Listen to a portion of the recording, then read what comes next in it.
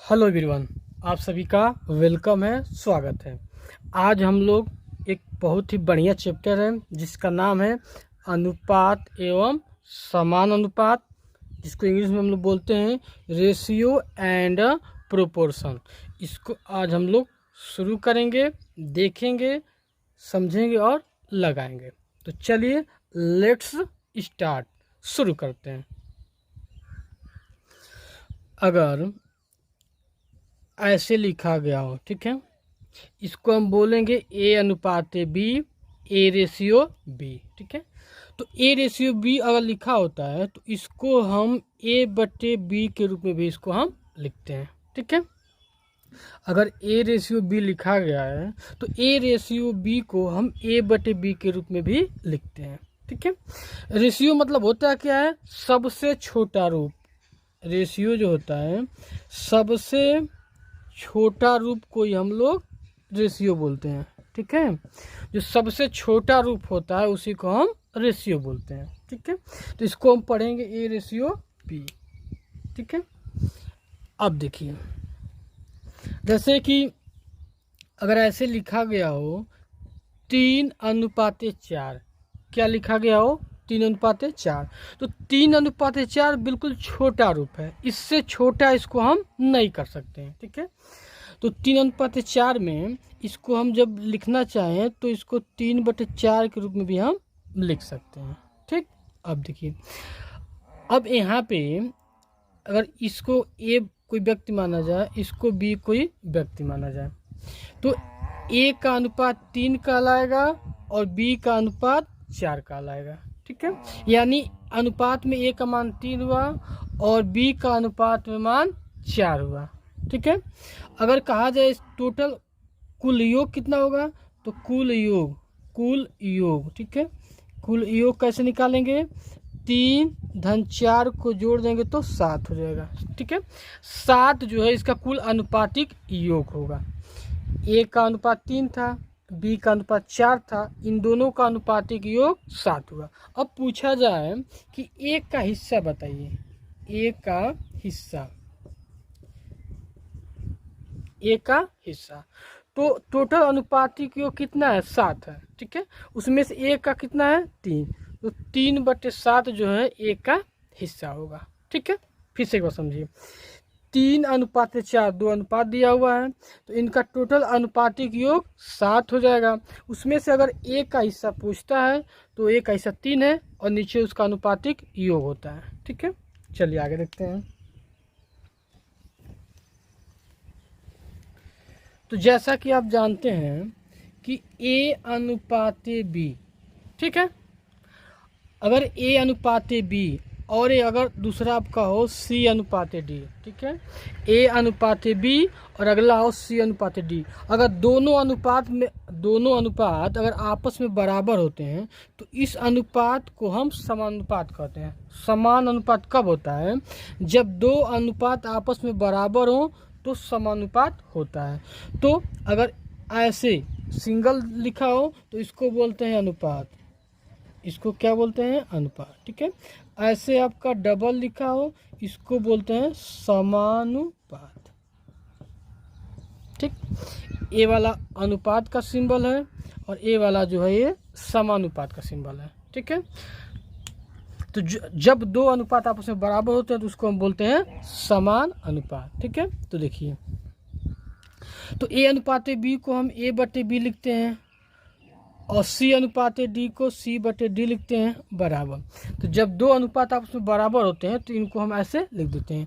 उसके बाद इनका तिर्यक आपस में हम गुणा कर देंगे तो क्या हो जाएगा? ए गुणे डी बराबर आपका हो जाएगा बी गुणे सी, ठीक। ये आपका निकल जाता है। तो चलिए हम यहाँ पे कुछ चीज़ें को समझ लिए कि अनुपात क्या होता है और समान अनुपात क्या होता है, ठीक है। अब हम क्या करते हैं, आप देखिए, अनुपात जो है 4 प्रकार का होता है। जो अनुपात होता है, ठीक है, तो अनुपात को हम 4 कटघरी में बांटते हैं, 4 ठो कटघरी में बांटते हैं। कौन कौन सा? देखिए, सबसे पहले होता क्या है? वर्ग अनुपात, ठीक है। क्या होता है? वर्ग अनुपात। पहला क्या होता है वर्ग अनुपात, दूसरा होता है आपका वर्गमूल अनुपात,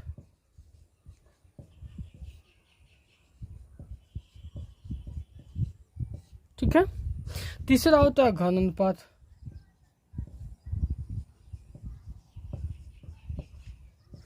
और चौथा होता है घनमूल अनुपात।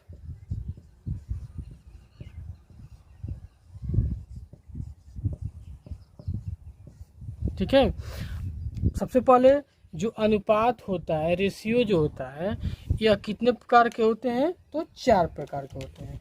कौन कौन सा? सबसे पहला नंबर होता है आपका वर्ग अनुपात, दूसरे नंबर पे आता है आपका वर्गमूल अनुपात, तीसरे नंबर पे आता है घन अनुपात, और चौथे नंबर पे आता है घनमूल अनुपात। ठीक है, और मुझे उम्मीद है कि आपको ये चीज़ समझ में आ गया होगा। ठीक है, देखिए अगर ए और बी दो आपका नंबर हो, ठीक है, ए और बी दो आपका अनुपात हो, ए अनुपात बी, तो इनका पूछा जाए कि इनका वर्ग अनुपात बताइए, तो इसका हम स्क्वायर कर देंगे, ए स्क्वायर और बी स्क्वायर, इसका वर्ग अनुपात हो गया। ठीक है, पूछा जाए कि ए और बी का वर्गमूल अनुपात बताइए, तो क्या हो जाएगा, कड़ी में ए और कड़ी में बी, इसका वर्गमूल अनुपात हो गया। ठीक है, अब मान लीजिए ए और बी का पूछा जाए कि घन अनुपात बताइए, तो क्या हो जाएगा, इनका घन हो जाएगा, ए का घन अनुपात है बी का घन।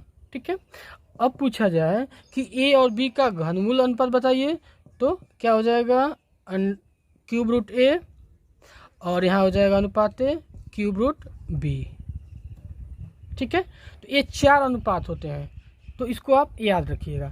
पहला वर्ग अनुपात, तो ए स्क्वायर अनुपात बी स्क्वायर, वर्गमूल अनुपात, तो कड़ी में ए अनुपात कड़ी में बी, घन अनुपात, तो कड़ी में घन अनुपात, तो ए की घात 3 अनुपात बी की घात 3, घनमूल अनुपात, तो आपको पता ही है क्यूब रूट यानी कड़ी में 3 की घात, जिसे क्यूब रूट क्या बोलते हैं, घनमूल। ठीक है, तो घनमूल जब होता है जिसका घात 3 होता है, तो लिख दिए, इसको बोलते हैं इंग्लिश में क्यूब रूट और हिंदी में घनमूल। ठीक है, तो ए आपके हो गए। अब इसमें मैं आपको देता हूँ, ठीक है, मैं आपको दे रहा हूँ, उसका आप बताइए। मान लीजिए मैं लिख दूँ यहाँ पे कि 3 अनुपात 4, 3 अनुपात 4, मैं आपसे कह दूँ कि इसका वर्ग अनुपात बताइए, इसका क्या बताना है, वर्ग अनुपात। देखिए, तो वर्ग अनुपात बताना है, तो ए का स्क्वायर बी का स्क्वायर है, तो यहाँ पे क्या कर दीजिए आप कि 3 का स्क्वायर कितना हो जाएगा,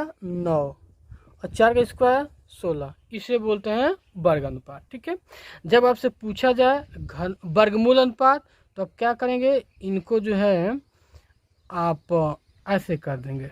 ठीक है, √3 √4, ये क्या हो गया, वर्गमूल अनुपात हो गया। अगर आपसे पूछा है घन अनुपात बताइए, तो हम क्या करेंगे, 3 का घन कर देंगे और अनुपात 4 का घन कर देंगे।